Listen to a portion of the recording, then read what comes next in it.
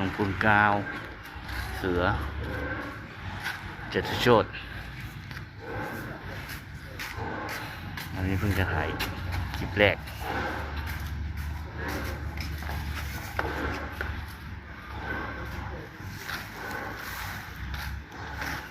เดินไม่ไกลเดินไม่ลำบากพื้นปูนเดินง่ายๆสบายๆ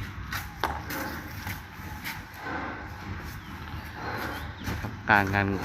ทำงานของการส่งของร้านวัสดุก่อสร้างจะประมาณนี้